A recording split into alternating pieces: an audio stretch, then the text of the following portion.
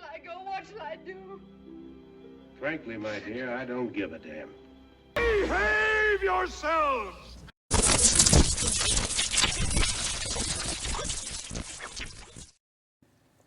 Hello, YouTubers out there. This is Jerry Saravia at the movies. So I want to start off with a couple of things before I do my review of sorts to Silent Night, Deadly Night Part 2. I just want to say rest in peace to Adam Wu from the Daily Woo. He had his YouTube channel. Unfortunately, he passed away. I think it was yesterday. Today's December 23rd of 2025, and he was only 51 years old.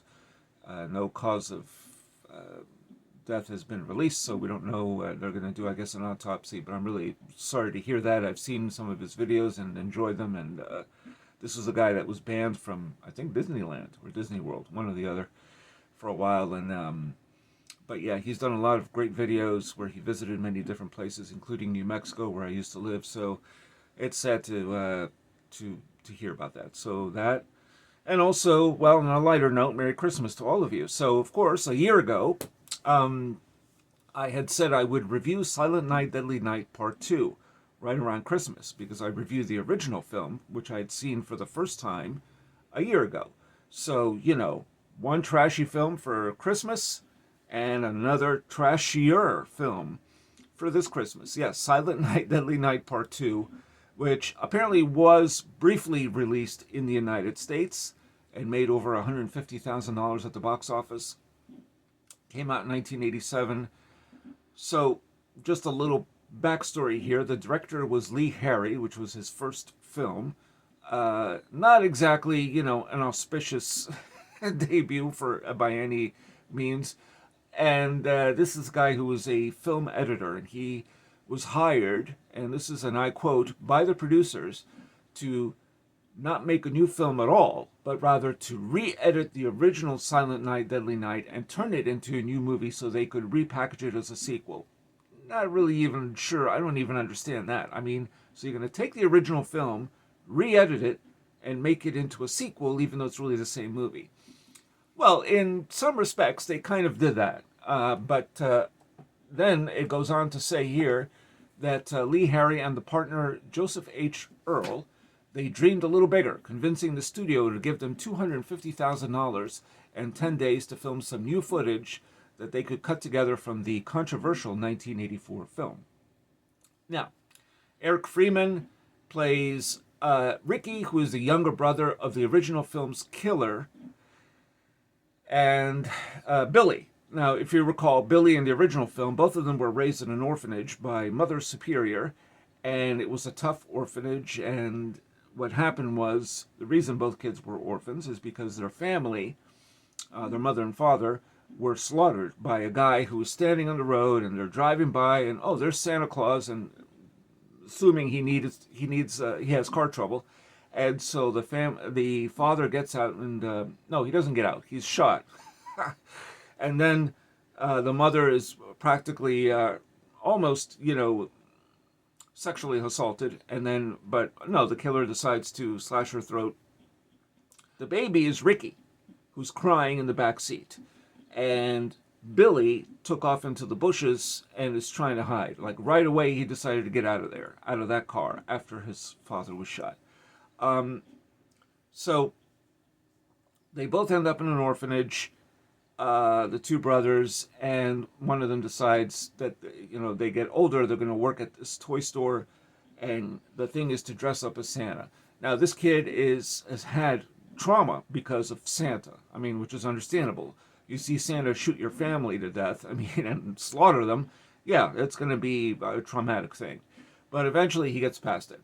And the only reason I even remember some of those things is because in this movie, in this sequel, what they do is for the first 40 minutes of the film, they recap the original film. That's it. It's a virtual recap of the original film for 40 minutes. Now, interspersed in all that is Ricky. I have to keep looking because I forget these names. Ricky, older Ricky, is talking to a therapist inside of this white-walled room. And I guess most therapists have rooms with virtually no furniture and just a desk and a reel-to-reel. Maybe back in the day in the 1980s. But at any rate,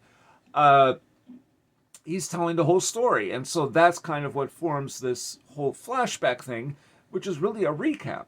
Now, the interesting thing, though, is that I wonder, did Billy ever tell Ricky what happened to his mother and father? Presumably, yes.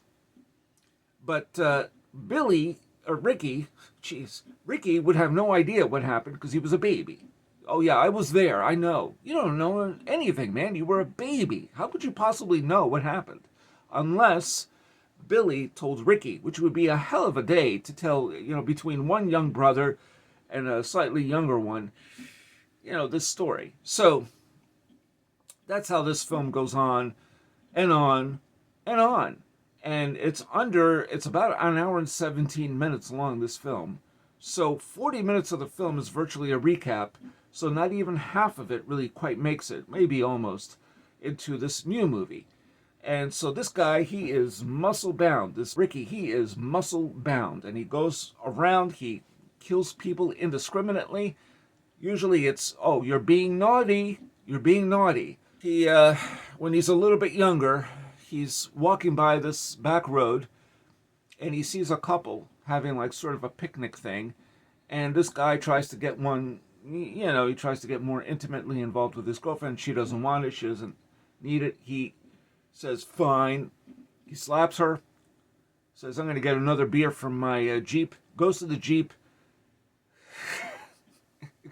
Ricky is inside the Jeep and then starts the Jeep and runs over the guy over and over and over again. And then the girl, she comes over, she witnesses the whole thing, she sees what's happening, she sees Ricky. So regardless of this guy being a piece of shit, fine. But it doesn't mean he needed to be killed. And she says, thank you.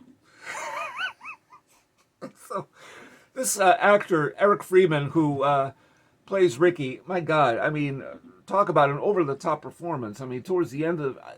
At one point, is like I said, getting back to the girlfriend, he actually gets a girlfriend, has sex with her for the first time, finds out that she has had relations prior to him. Of course she has. I mean, she's a young woman. So then they're at a movie theater, which doesn't exactly look like a movie theater. It may as well be a living room with just a few seats, but that's okay. It's a low-budget film, $250,000. You have to do what you got to do. And there's one guy in the back who is tossing popcorn. It doesn't quite land in his mouth at all. This movie sucks. They're watching a movie.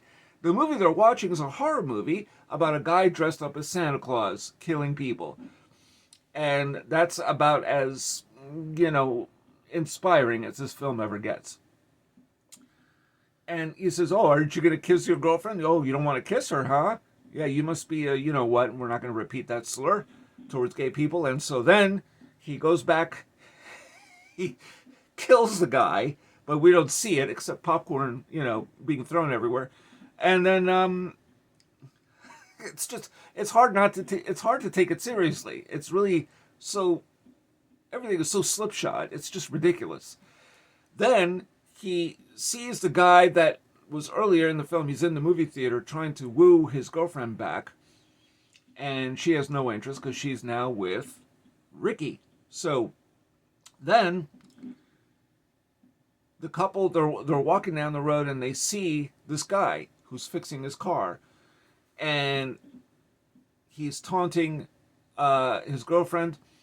Ricky loses it, comes up to him, puts the spark plugs in his mouth. Then he says, you're crazy. And then, he strangles her with a car antenna. Then the cops show up. He shoots the cop. It's one cop. Then he goes around shooting people. And that's pretty much how the film ends. And he's after Mother Superior. Because, she taught him that anything, sex and anything like that is naughty. But that doesn't mean that she meant to say, and you must kill the people who are being naughty. Never. But I guess he takes it that way and decides he's going to go after her because, yeah. There's really not much more to say about Silent Night, Deadly Night Part 2, other than it's actually worse than the original film. There are some unintentional laughs, but most of it is just, it takes forever to get going because there's no movie here. It's just a recap of the original film. And the recap is 40 minutes, and it's way too much recap. They didn't have enough to create a new movie, which of course was the intention all along. I gotta say, don't ask me, I mean, unless you really think, if any of you out there really think that Silent Night, Deadly Night Part 3 is worth checking out, maybe I'll review it the following Christmas, but I can't say I want to see any more of these movies. It's not even that they're so violent or anything like that. It's not like that. The violence in this is tame. I mean, it's just, there's nothing there. For those of you who like fresh, kills or kills in a movie, this movie really doesn't offer a whole lot of it. Most of it is done off screen or you don't see it, which is fine. I don't care. But it's not, if that's the selling point, it's not really there in this movie either. It wasn't in the original film. And the original film was just ugly. It was just stupid. This movie has some laughable moments, but it's just as bad as the original film. So, yeah, that's all I got to say about Silent Night, Deadly Night Part 2. So, Merry Christmas to all of you, but this is really not... I guess if you are with a couple of people who are open to laughing at something, this is the movie to watch with a group of people, for sure. But beyond that, there's no enjoyment to be taken away from this film at all. Not even in a good, nasty way. It's just not, there's nothing there.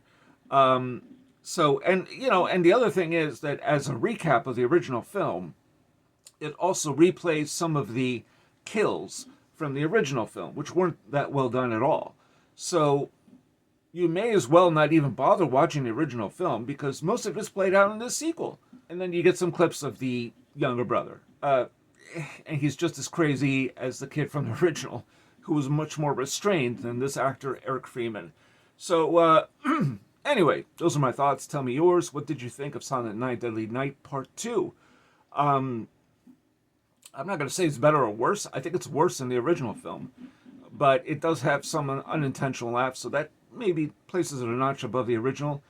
But I'm glad I'm doing a video of this instead of writing down my thoughts on it because I don't want to.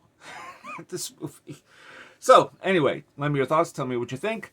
Merry Christmas to all of you. Watch some decent Christmas fare. I'm not trying to be a prude, but you're better off watching White Christmas or It's a Wonderful Life. That's much more depressing, maybe. Or anything but this. I mean, this is just, again, if you're with friends and you watch it, fine.